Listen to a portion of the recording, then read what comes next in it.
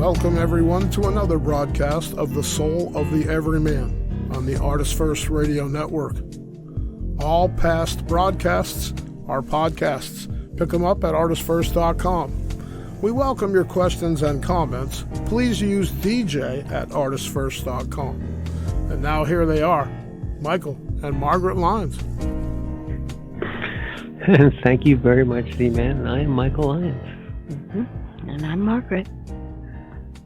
And we're tired.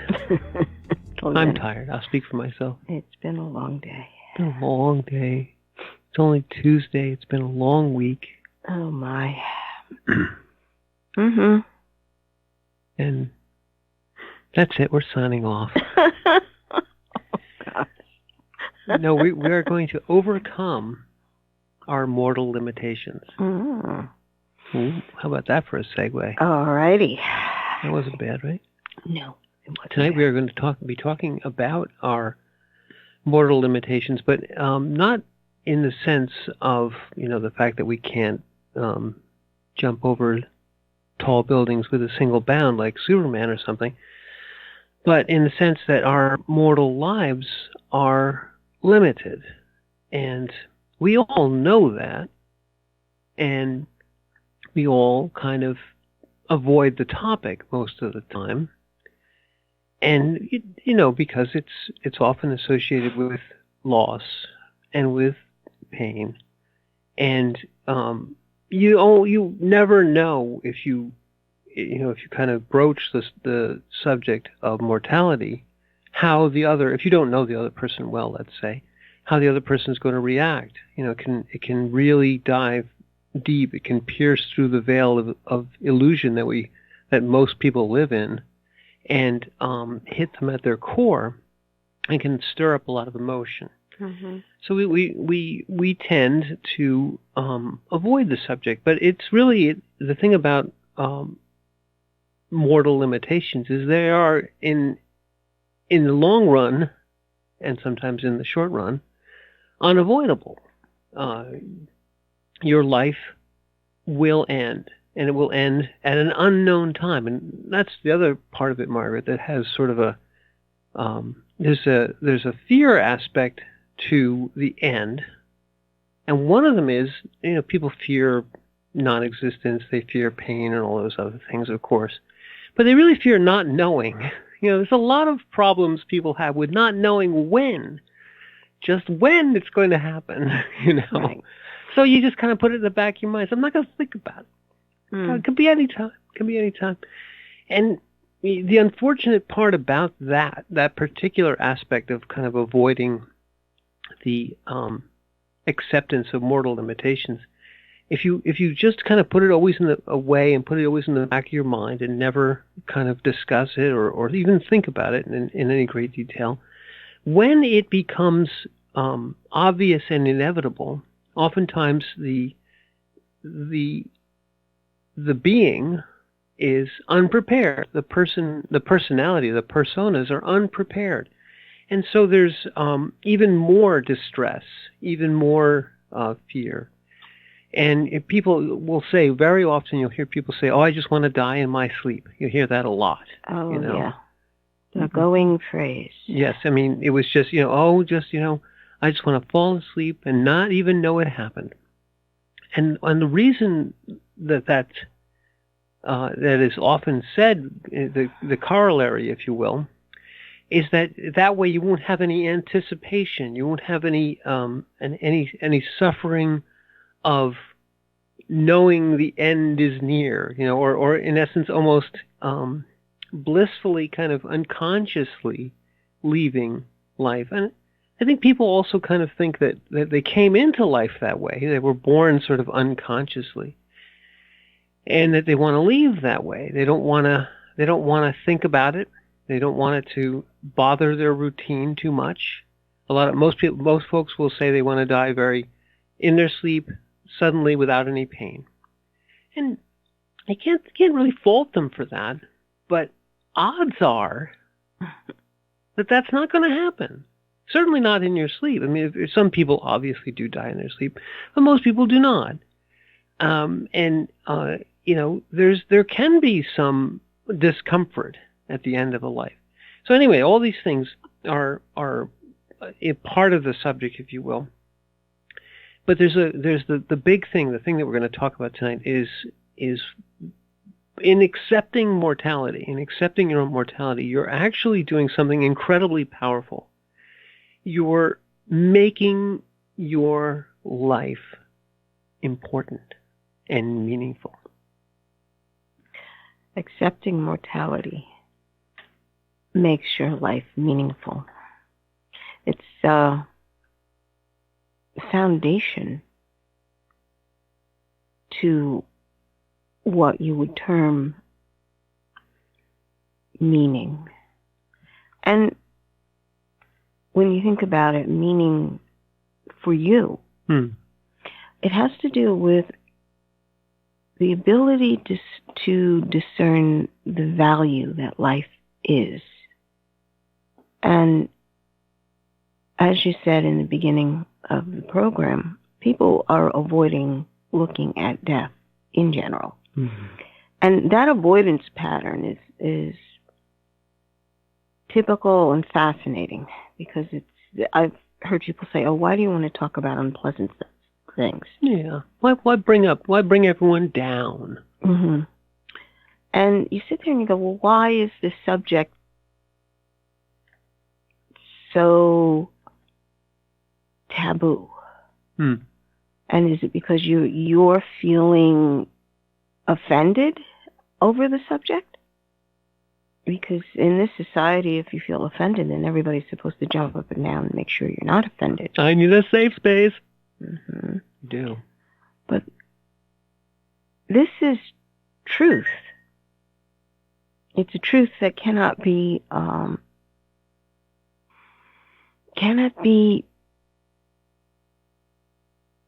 anything but what is real. You can't pretend that death will never take you. Although people do. As a foundation for your life is what I'm trying to say. Let me finish. I'm getting closer to death right now. Honestly. Luckily I'm across the room. Mm-hmm. I'm sorry. I did interrupt your thought, and it was a good one. Thank you. I'm sorry. If you begin to look at your life, and usually this self-reflection only happens after you've been through a few things, or suddenly the business of having to run your household or your family or your job suddenly is sort of coming towards an end. Because that's what most people do. They put off all these things because they're too busy to want to think about it. It's, oh, death, yeah, that'll come when I'm old. Death comes when it comes. There is no insurance that you will live to a ripe old age. And that kind of attitude is something that we had seen a lot of. The going phrase when we were dealing with Christopher in the cancer wards were, children shouldn't die before their parents. That's not natural. And you sat there and you went, who said? I mean, it's an ideal. You would like to be able to have that as a foundation of existence. If you have to go, you're going to go before your children. But in the natural world, that doesn't exist. The young are the ones that are preyed upon in nature. Very true. And they're if possible, they become prey. Not too very long ago, infant mortality was something that everyone dealt with on a regular basis. So, right. Yeah. Right. So the attitude of, children shouldn't die before their parents is understandable. But it's not a reality. And it's really very modern. Yes. well, they feel that science should be taking care of all of it. Yeah. And it's a conceit to make yourself feel better. They have lessened the mortality rate in the United States, in the Western worlds, but it's not a given. Not a given at all. So, contemplating what death actually exists. Yeah. And it's really part and parcel of existence, as you say, actually exists, and it's an important part of existence. Well, it's the other side of the coin. Like you were saying before, most people say, I want to die in my sleep. Yeah. Oh, the endless statement. Yes. And I find that fascinating because the one thing we did learn about the cancer wards was that you will die the way you lived. So if you meet life head on, you will meet death head on. And there was that other show we had done with the sayings from Tacoma. Oh, yeah. Where? Tecumseh. Tecuma is a Toyota. I'm so sorry. Yeah. But yeah, Tecumseh, who was an Indian chief of the Sioux Nation. Yes. Yes. And to understand that you were writing your song all the way through your life. Mm-hmm. You don't write it in your sleep. That's a great point. You know, if you are consciously living your life, you are writing your song at every moment. And there are ups and downs throughout the whole thing. Yes, just as every great piece of music has ups and downs. Mm-hmm. Highs and lows. But it's what would be the word? It's looking away from that is cowardly. Aversion.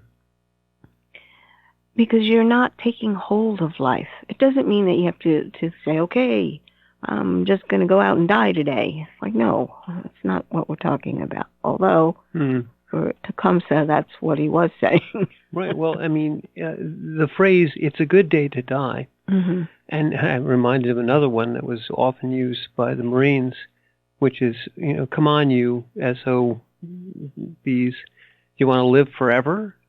But the nub of both of those things is so important.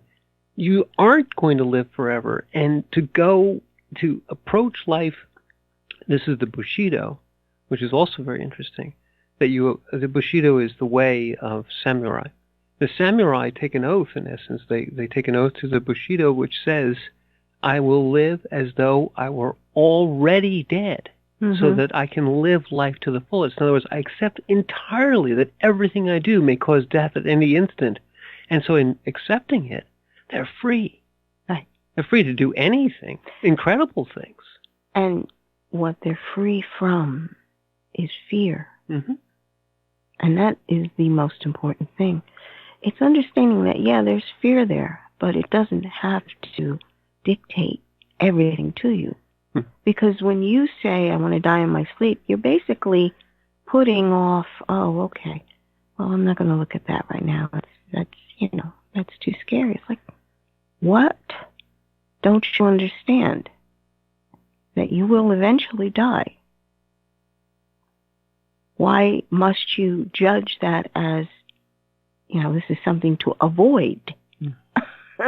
when it could be, once you accept it, you could be living life to the fullest. It's like Hunter Thompson. I want to live life so fully that I skid into death, completely used up. I'm paraphrasing, completely worn out. And as I roll the car that I'm in into heaven, I say, screaming, "What a ride! What a ride!" Right. So life once you accept that it's going to end, you can really live it, every moment of it, because you realize that this moment is incredibly precious. It's a moment of your life that you can live it in. You can be in it. Well, that I was going to say, what is I'm going to live this moment? Mm-hmm. What does that mean? And it means that you're not thinking about dying. Right. You are thinking of what is actually happening in this moment. What is it? What am I feeling? And it doesn't matter if it's one way or the other, if it's pain or pleasure. It's what am I feeling in this moment, and how does this moment relate to the meaning in my life? And how ephemeral is this moment? I must seize it. I must be in it, because it's a moment to be in, to live in. Every moment of your life is unique. There's a thought. Because people treat time in their life as, oh, it's just time. This is the things that we do every day. You've heard that one where, oh, well, we wake up in the morning, we get ready, we climb in the car, we drive to work, we do our 8 hours, we climb back in the car, we come back home. The deathly routine. Right. This is what, and you're sitting here going, no. You're making it uniform that way. You're searching for that kind of boredom in your life. Oh, it's predictable. You literally are choosing that predictability and not noticing what's actually unfolding in front of you every moment of every day.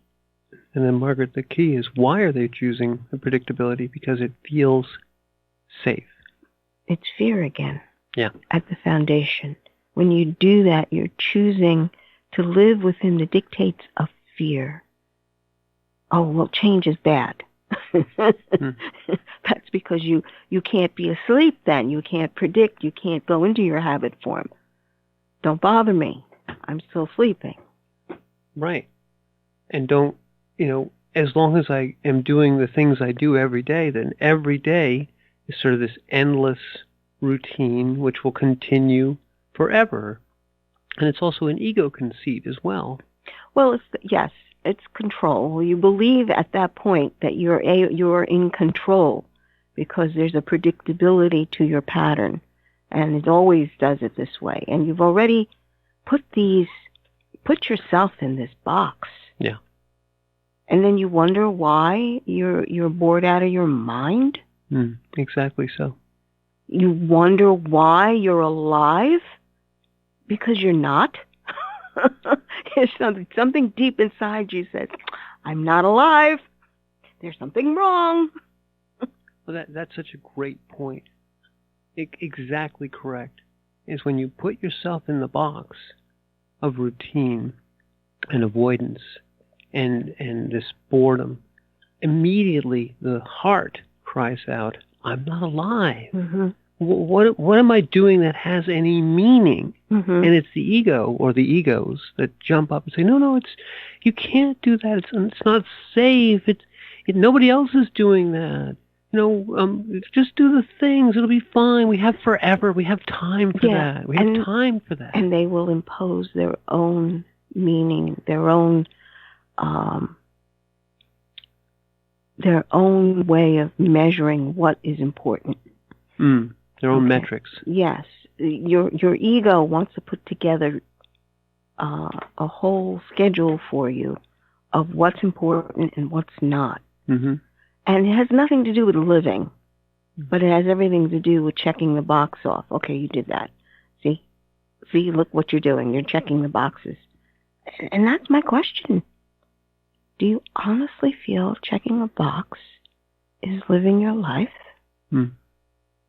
What does that have to do with the experience of being alive? Of writing your song. What the other thing the ego gives for metrics is it's always the future. It's never the now. It's either future or past. It's right. Usually past because it's a metric. So you have to gauge according to what you've already learned. very, very true. And it's always future, too, because it's always what we're going to get, what Planning. we're going to be doing. How, we're going to be doing this, and then we're going to be doing that. And to the ego, the future is limitless. And you have a lot of folks who spend a lot of time trying to push back any sort of sign of aging or time. Madison Avenue, as we've said many times, will sell you a million things to make you lift and separate and all the other stuff and cover up every blemish and color every follicle and right. It's all to push back time. Well, or life rather. Well, it's the reality. See, this is living life. You have this undeniable fact facing you every morning. You are aging. Not me. Go ahead. I'm sorry. You're not sorry. But I am living dangerously close to death. Yes, go ahead. So you're aging. Yes. No, but what I'm trying to say is that this is the reminder that there is an end to this trip, and you have done nothing. That's why all the anti-aging creams and whatever else they have come up with is so popular, because people feel that as long as I look young, I still have time and I can live my life. But it's not really living in terms of experience and the experience of the unknown. It's by rote. It's by, okay, I did this, so this means that I'm alive. This is my pattern, and this is what I do every day, so this means that I'm alive. And no. I mean, they literally try to blunt this change as a way of denying that. And then the ego also says, you just said you have time. We all know people who spend all their lives saying, well, have more time. It's not the right time to have a relationship. It's not the right time to have a child. It's not the right time to take this chance or invest in this business or in this artwork.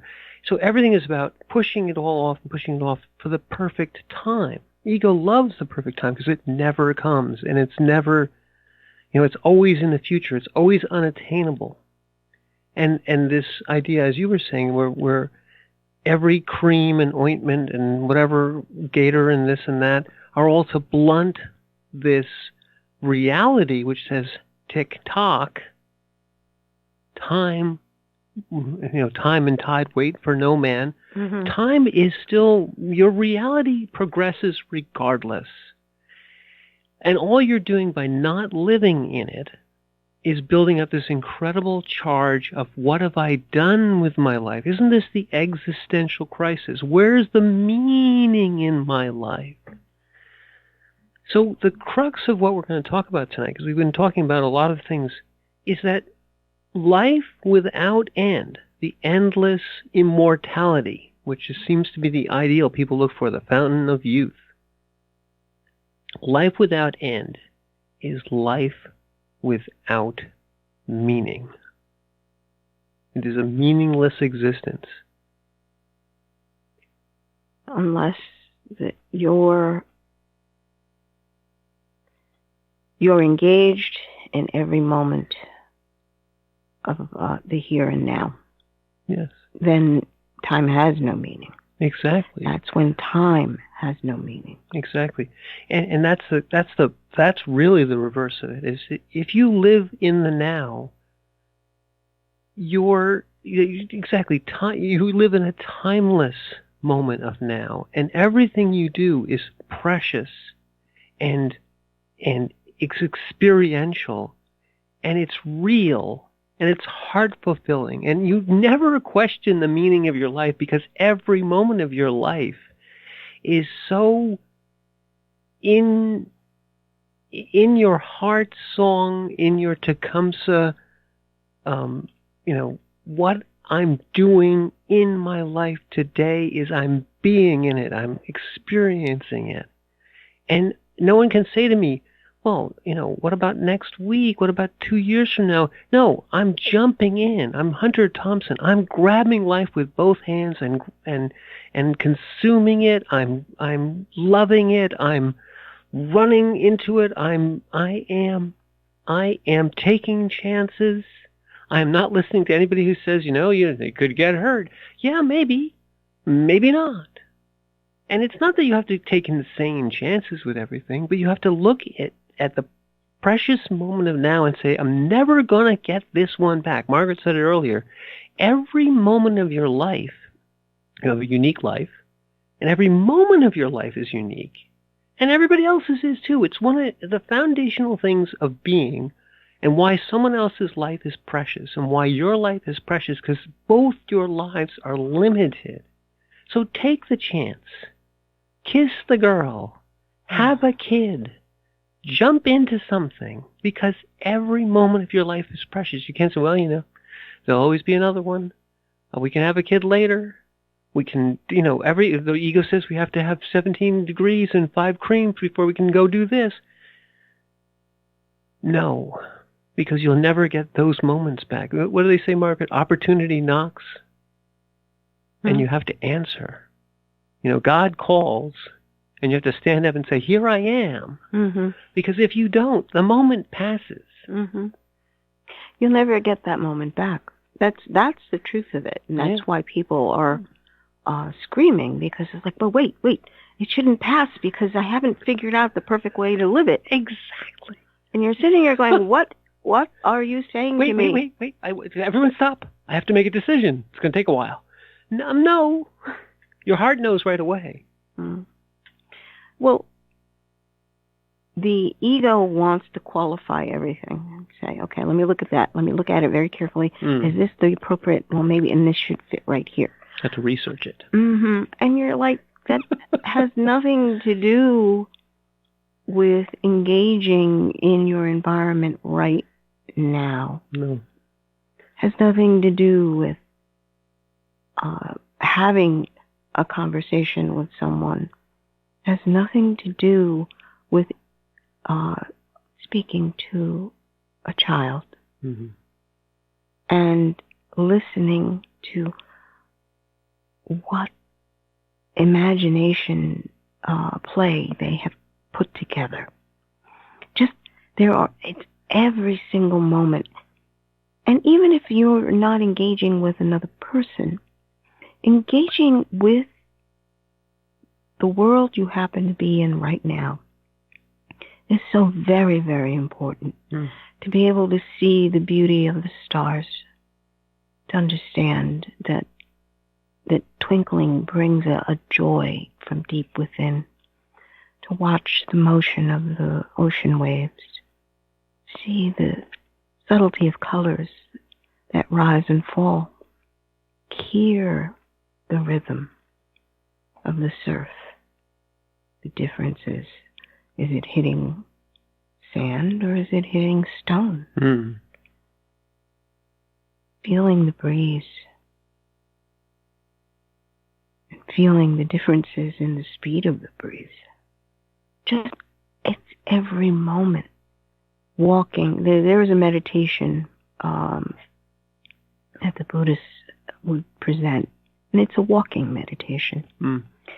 And it's a very slow walk. You are just following the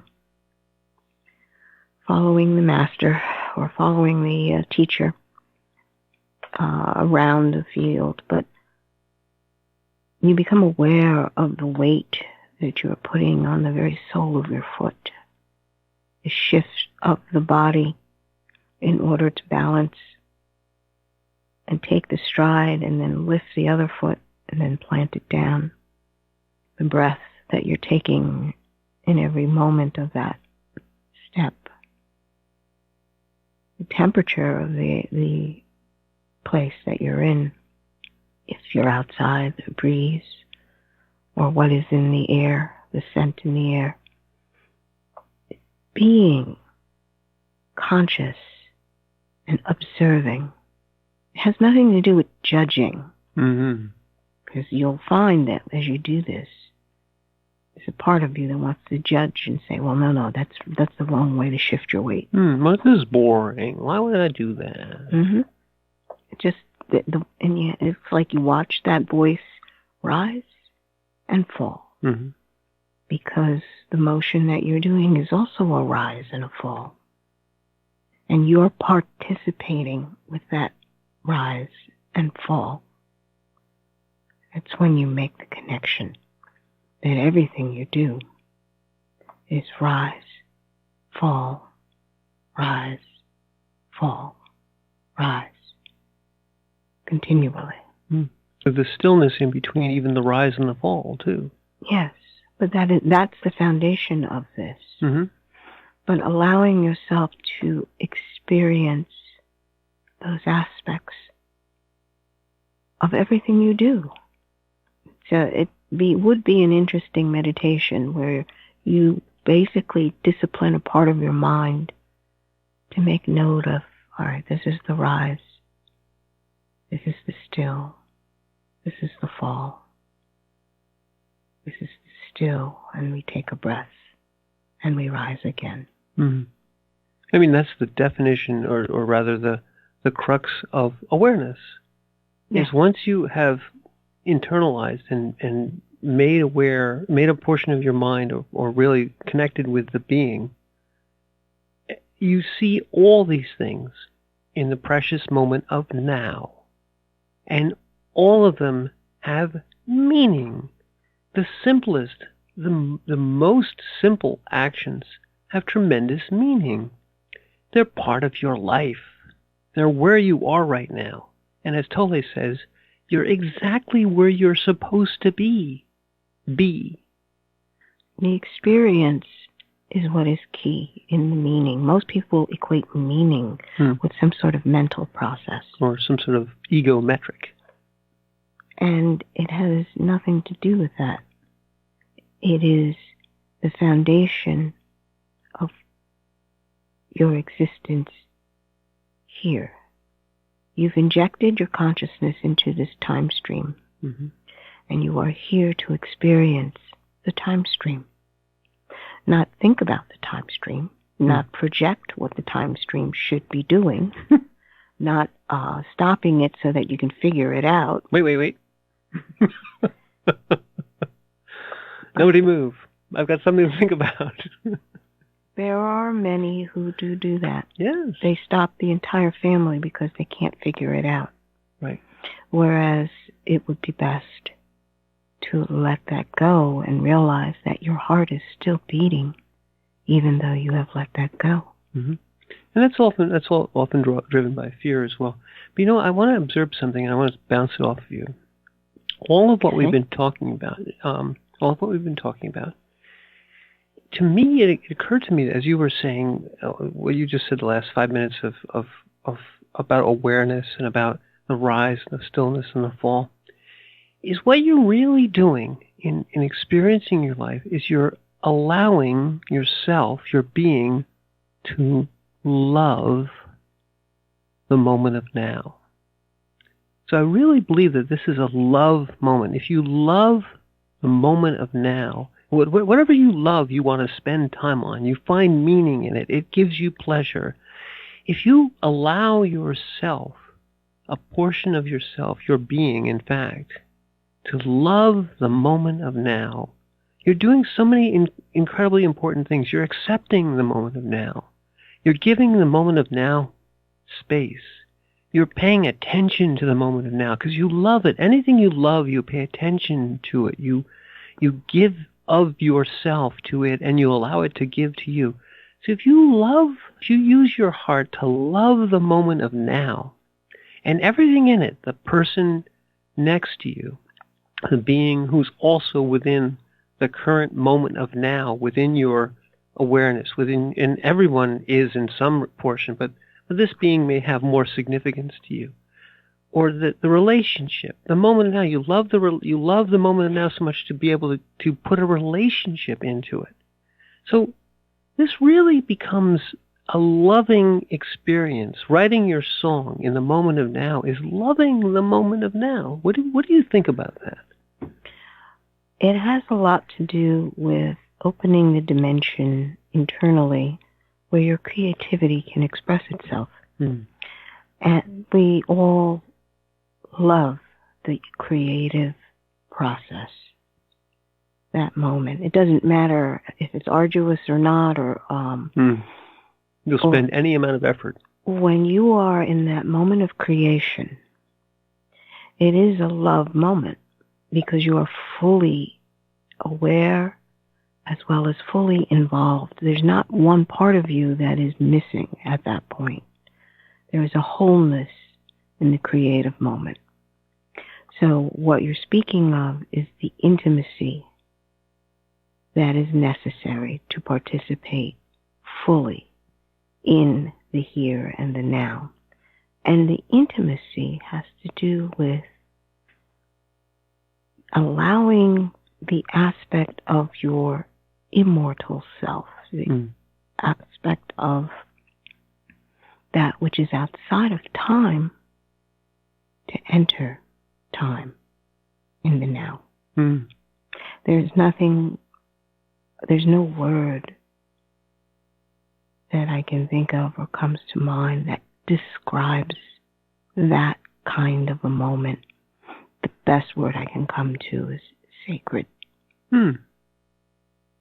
You sanctify that moment by allowing yourself to be in it. And so, the problem with sacred and sanctify is they become tied up with people's idea of religions and that sort of thing. No. But sacredness, Tecumseh would know exactly what you meant by having a sacred moment of now.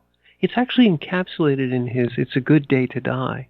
It's a sacred moment of now that you can dedicate your whole life to.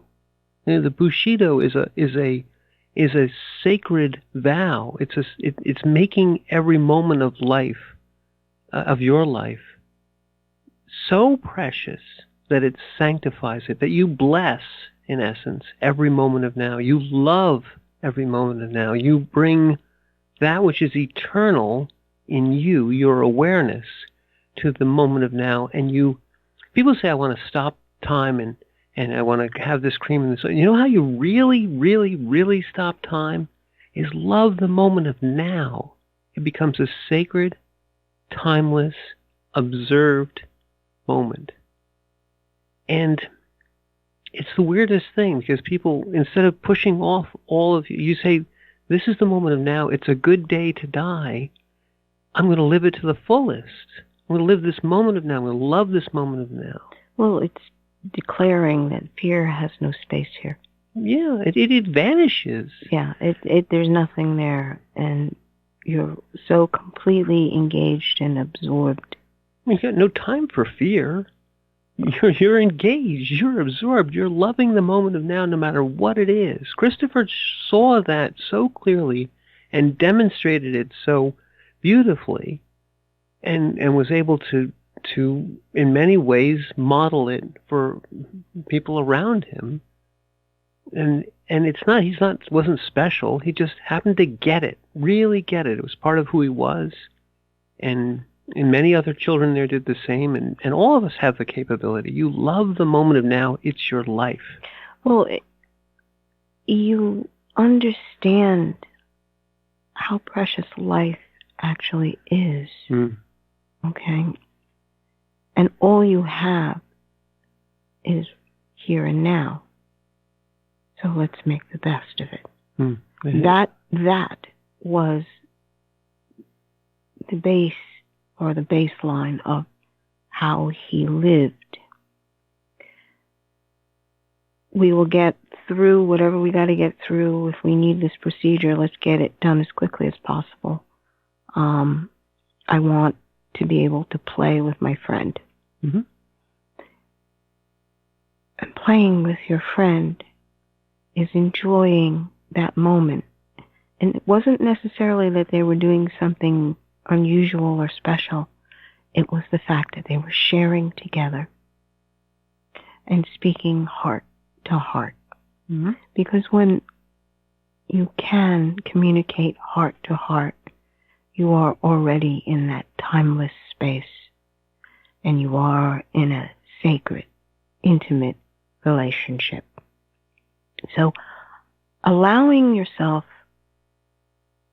to find the places where your heart can speak, unencumbered, okay? Or if you really know who you are, you basically will speak your heart, and it doesn't matter if anybody's going to argue with you. Mm-hmm. You just speak exactly who you are, and there's no denying that. There's a big difference in the way someone speaks when they are speaking from the heart, because what comes out is truth, and it's undeniable. So allowing yourself the ability to speak heart truths to everything around you, to everyone around you, is your song. And it acquires tremendous meaning. And it's interesting you said heart truths, but there are also sometimes people say hard truths.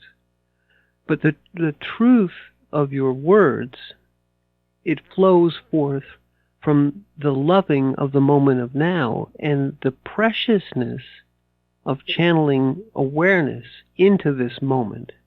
As Margaret said, it sanctifies it. It makes it a sacred moment, not just for you, but for the universe that is within you. And if the spirit, and when you allow that, when you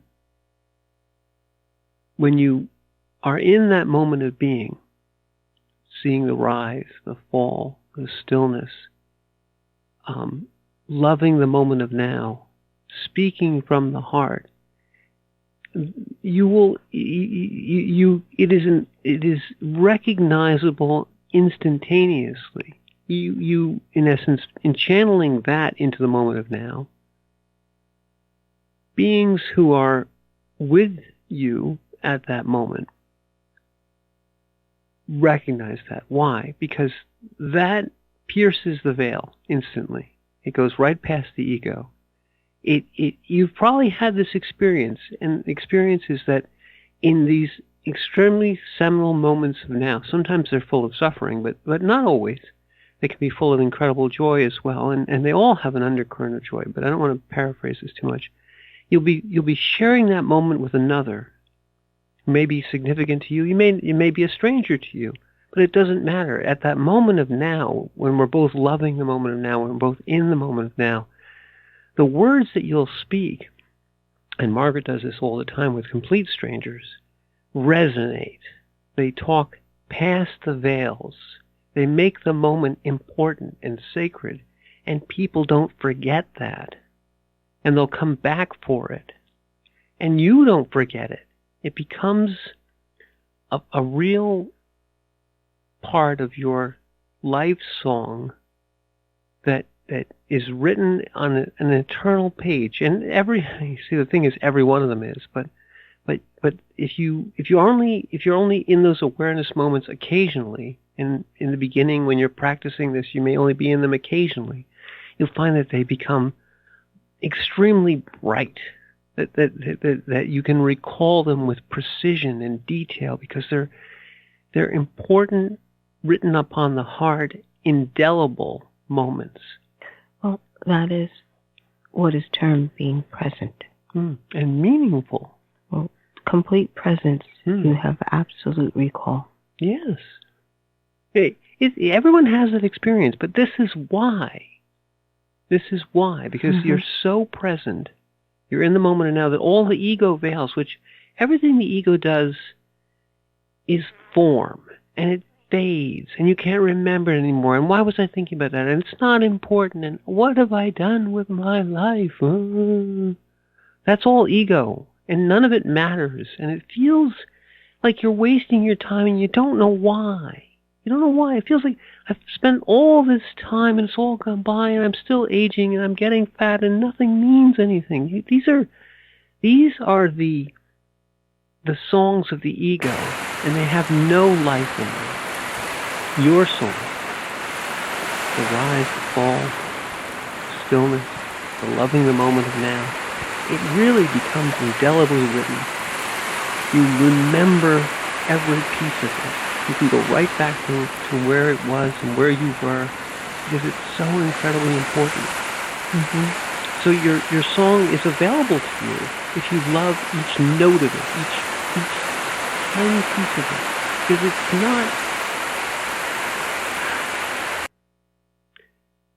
it's not this long screed. It can be very short, but it doesn't matter. The length of your song matters not. It's how precious it is. Yeah, if you're beginning to, that's an ego parameter. Length. Yeah, length, and whether it was, I had to think about it. It was really hard. I had to write it 5 times. I had to do it over. No, you can't. There's no, is the other thing, Margaret, is there's no do-overs. Right. And really, it doesn't matter if you like it or not. Exactly. It just is. It just is. And most people have a very hard time with that. They want to inject whether they like it or not. And if you really want a practice, stop liking or not liking things. Try that for a while. Or spending time thinking, well, do I like this or don't I like this? Let me think about it. No, just stop. When you begin to put forth an opinion, realize that it is coming from your ego, and you don't want to do that anymore. Because when you loving is different from liking people. Very, very different. And to begin to experience the difference between loving and liking, it's usually the first step.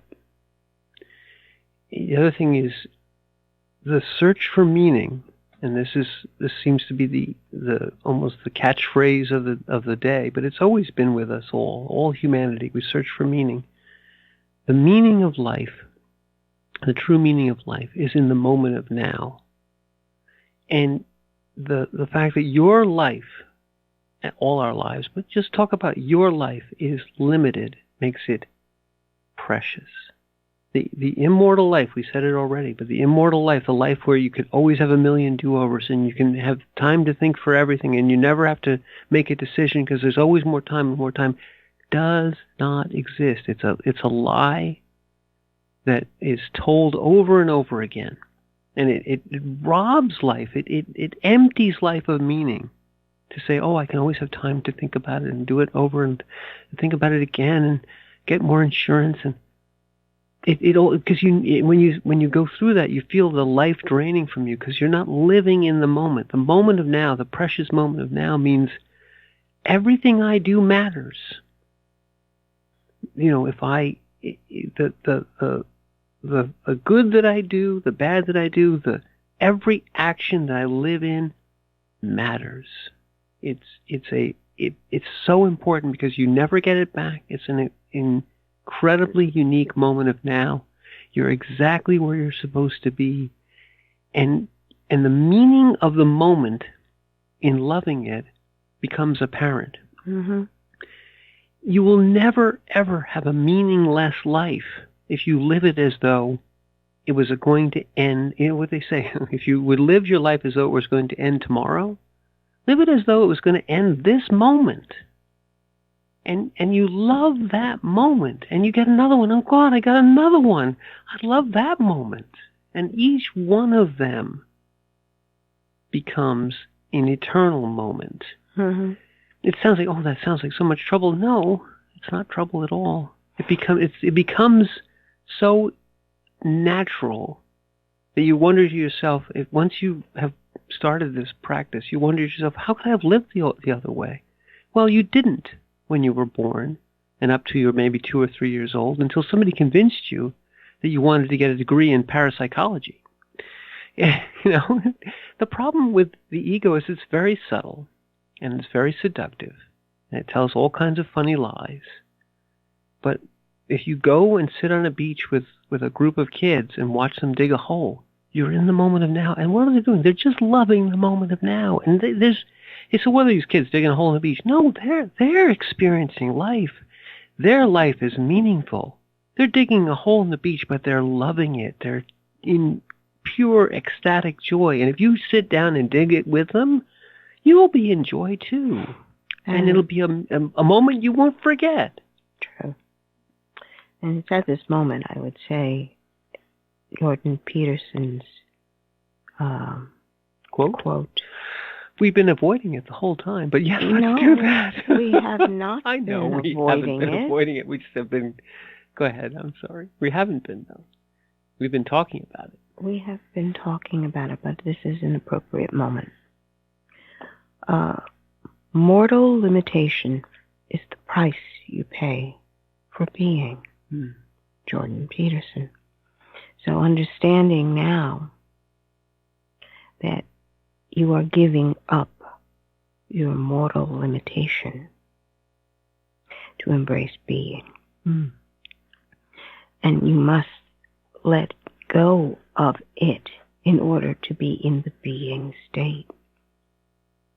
That is what this phrase is referring to. It's a very interesting way to put it, because, you say mortal limitation is the price you pay. Because I would even say that it's intrinsic to being. That being without mortal limitations is, in this incarnation, is impossible. Well, this has to do with the conscious choice aspect of being human. Yes. Okay, that's why the phrasing is there. Conscious choice of paying the price. You know what you're giving up in order to embrace being. It may be intrinsic, but you must make the choice in order to experience it. Very true. Because woven all through this is the free will. Yes, and this is understanding that all of what we spoke of may be there, and it's this feast set before you on a table. But whether or not you choose to eat it is up to you. Yes. And only you, which is the precious part of it, your being chooses the moment of now to accept it and to then be in it, love it. You choose to accept it. You choose to love it, which is almost the same thing. You accept the moment of now. You love the moment of now. It is the moment of now that you are living in, and you love it. Well, you understand that the price that you are paying is you're giving up everything that is of this world. True. And most people don't want to do that. And I almost think that they're taught very, very early on not to. And you have to unteach yourself those things. I mean, you mentioned the Buddhist and the moving meditation. What that does is breaking that rote routine. We talked about that earlier too, is what this whole idea of I do this, I do this, I do this, I do this, I go to sleep. I do this, I do this, I do. It's the same thing over and over again. I never have to pay any attention to it. It just happens automatically. No. Moving through that field, following the master, you realize that every moment of now isn't completely different. That there is no routine. That if you notice every breath of air, every blade of grass, that these things can lead you to loving the moment of now, because it doesn't happen again. All form is changing before you. You have to realize that and accept it. When you say loving the moment of now, I would suggest that the word engage in the moment of now would be more instructive. Okay. I mean, the idea here is that if you engage in the moment of now, if you connect with the moment of now, you're giving time, you're giving yourself, You're accepting the moment of now. That's where I got up to loving, because in essence, if you love something, you will give it your time. You'll give it your attention. You will only engage with it. You will only love when you see how precious what the value is. And these words that we're using have been used ad nauseum for quote-unquote common experiences. Love is not, I love pizza. No. Okay, that's why I hesitate to use that word, because it can be glossed over back into the habit form of, I'm doing all this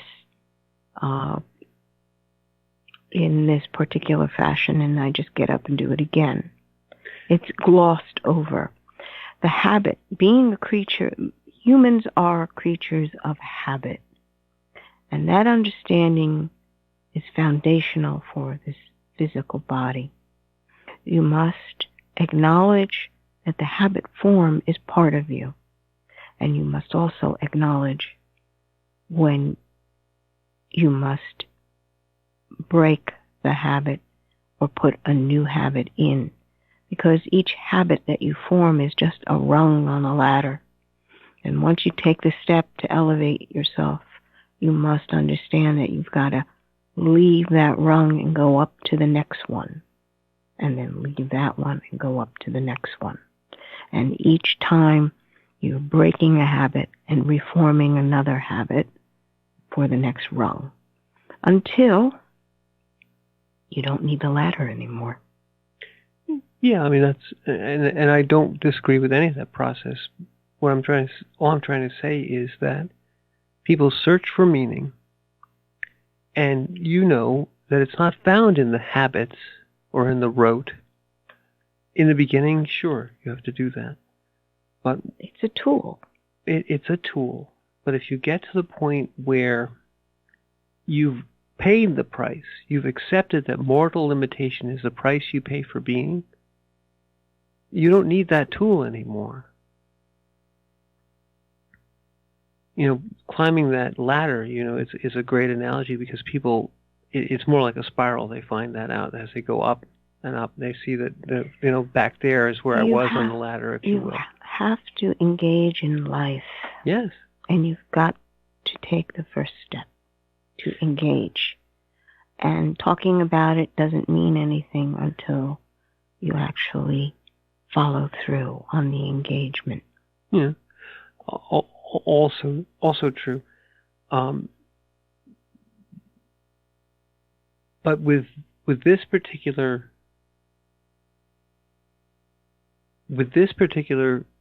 phrase from Peterson, I think he's saying what you said earlier, that this understanding leads you to